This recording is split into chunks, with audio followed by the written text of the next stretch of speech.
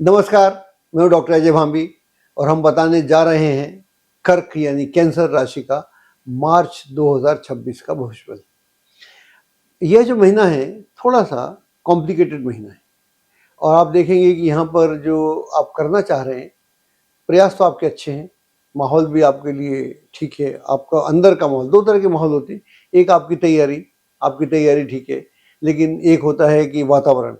तो जो बाहर का वातावरण है वो कई बार आपको डिस्टर्ब कर सकता है। जब बाहर का वातावरण कई बार डिस्टर्ब करता है तो हमारे भीतर भी कुछ डिस्टर्बेंस हो जाता है। तो इसको कैसे पाटना है, इसको कैसे इससे कैसे निकलना है, इससे निकलने का आपको मार्ग ढूंढना पड़ेगा। तो इससे ढूंढने का मार्ग जो मेरी समझ में आता है, मेरे को जो सबसे बेहतरीन लगता है कि अगर हमारे को हम फोकस हैं, एक हमारा लक्ष्य है कि मेरे को यहाँ जाना है और मैं फिर परवाह नहीं करता, चाहे आंधी आए, तूफान आए, बरसात आए, मुश्किल आए या कोई सामने कोई आ जाए, ऑब्स्टिकल्स हो, तो वहाँ से मैं कैसे निकलता हूँ। एक तो मेरा जो संकल्प है उसे मैं विचलित नहीं होने देता, उसको मैं लेके चलता हूँ और जो सामने से मेरी जो भी विपत्तियाँ या मुश्किलें या दिक्कतें आती हैं उनका मैं निराकरण वहीं का वहीं करता हूँ, वो सोच के तत्काल। ऐसा नहीं पहले से, मतलब प्रेजुडिस होके नहीं, मैं पहले से नहीं, सोची समझी अपनी रणनीति पर काम नहीं करता हूँ। जैसी सिचुएशन है मैं उस पर काम करता हूँ। तो जब भी हम बात करते हैं कि समय थोड़ा सा खराब है, ग्रह स्थिति खराब है, इसका मतलब ये होता है कि आपकी सोची हुई रणनीति जो है, प्रेजुडिस है, जो आपने ऑलरेडी प्लान कर रखा है, वैसा होगा तो मैं ऐसा करूँगा, ऐसा होगा तो ऐसा तो हो नहीं रहा। जैसे क्रिकेट में होता है, क्रिकेट में बैट्समैन सोच के आता आके सेंचुरी मारूंगा, लेकिन बॉलिंग अलग हो रही है।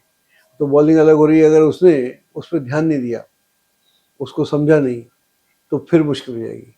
जैसे आजकल क्रिकेट में अगर बात अब मेरे दिमाग में आया, आजकल जो बॉलिंग हो रही है, अगर आपने नोटिस किया होगा, तो जितने फास्ट बॉलर हैं या स्लो बॉलर हैं, स्लो को ही स्लो कर रहे हैं। ये किसी सोचा नहीं था। हर वर्ल्ड कप में कोई नई नई टेक्निक होती है। तो जो बॉलर्स हैं किसी भी कंट्री के, वो स्लो कर रहे हैं। इसी में इंडिया हार गया था पिछली बार। इंडिया के हारने का कारण ये था क्योंकि स्लो बॉल को भी स्लो कर दिया उन्होंने। जो जो स्लो स्लो पेस बॉलर है या स्पिनर है, उससे भी स्लो कर रहा है। तो बॉल वहाँ करनी थी, यहाँ कर रही है, उसको पता नहीं चल रहा क्या हो रहा है। तो जिंदगी भी ऐसी ही है। क्रिकेट इसलिए इतना पॉपुलर हो गया क्योंकि क्रिकेट वर्तमान की बात कर रहा है और ज्योतिष भी वर्तमान की बात करता है। ये आपको हो सकता है ताज्जुब लगे, अगर मैं आज कुछ नहीं कर रहा हूँ तो कल मेरा खराब होने वाला है। कल जो मैंने किया उसका तो परिणाम मुझे आज मिल ही रहा है। तो हमारे लिए हमने ज्योतिष को क्या समझा है, भविष्य की बात समझा है। लेकिन भविष्य कब? जब मेरा वर्तमान ठीक है।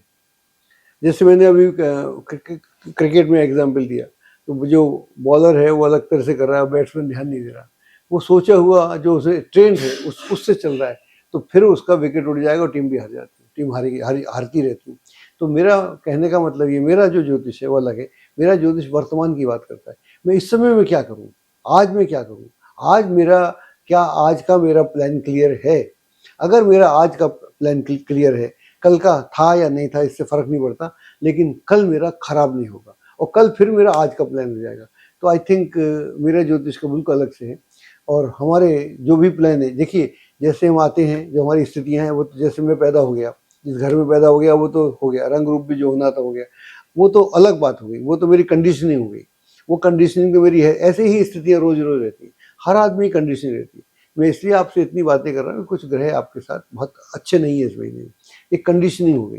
तो इसलिए उस कंडीशनिंग में मैं सोची हुई रणनीति के हिसाब से अपना लक्ष्य निर्धारित नहीं कर सकता हूँ। अगर मैं करूँगा तो मुझे निश्चित तौर पर असफलता मिलेगी, यही आप अपने लिए मानिएगा। मैं कर्क राशि की बात कर रहा हूँ, कैंसर की। अगर आप इसको बोल्ड करते हैं तो यहाँ से ये उपाय है, बाकी उपाय तो होते ही हैं, मैं उनके खिलाफ नहीं हूँ, लेकिन उपाय वो है जो मैं जागृत अवस्था में कर रहा हूँ। मैं सोच समझ के मुझे यह करना है या नहीं करना है, ये करेंगे तो आपको बहुत फ़ायदा होगा।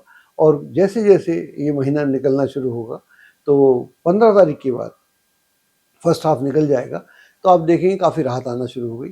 और जो जो भी जूझना है, जो भी आपको संघर्ष करना है, वो फर्स्ट हाफ में करना है। सेकेंड हाफ उस तरीके से पेचीदा नहीं है, वहाँ पर स्थितियाँ आपके पक्ष में रहेंगी और आप अब निश्चित तौर पर उनको कंट्रोल भी कर लेंगी। वहाँ जो पूर्व में जो सहयोग नहीं मिल रहा या जो सपोर्ट सिस्टम आपका कहीं ना कहीं डगमगा रहा है, आप महसूस करेंगे कि वो सपोर्ट सिस्टम भी बनना शुरू हो गया। इस दौरान में कार्य से संबंधित कोई यात्राएं होंगी। अगर 15 से पहले यात्राएं करते हैं तो उन यात्राओं के फल उतने नहीं मिलेंगे जितने एक्सपेक्टेड है। जैसा मैंने बोला कि अगर आप वर्तमान के हिसाब से चलेंगे तो वो फल जितने मिलेंगे वो भी आपके लिए ज़्यादा ही होंगे। इतने तो मिलने की उम्मीद नहीं थी, फिर भी हमने ऐसे-ऐसे करके उसमें परिवर्तन लाए। तो सेकंड हाफ में आप देखेंगे कुछ लोग आपके सामने जुड़ेंगे आपसे, वो आपके मंतव्य को समझेंगे और फिर आपको गंतव्य तक पहुँचाने की चेष्टा करेंगे। परिवार का भी भरपूर सहयोग बना रहेगा और परिवार के प्रति जो आपकी ज़िम्मेदारियाँ हैं, उनका आप बहुत बढ़िया से निर्वाह करेंगे। उनको लेकर जो थोड़ी-सी बेचैनी शुरू में आपके मन में या स्थितियों में रही होगी, उसका भी आप अपनी योग्यता से निराकरण करेंगे, क्योंकि कुल मिलाकर कैंसेरियन जो होते हैं, वो बड़े स्ट्रॉन्ग होते हैं और वो अपनी स्थिति किसी भी स्थिति में अपना लक्ष्य जो होता है, उसमें परिवर्तन लाके उसको ठीक कर लेते हैं। इसलिए मैंने आपसे बोला कि आप इस महीने परिवर्तन के लिए तैयार रहें। आप जो परिवर्तन लाएँगे, उससे बहुत अच्छे परिवर्तन आपकी ज़िंदगी में आएँगे।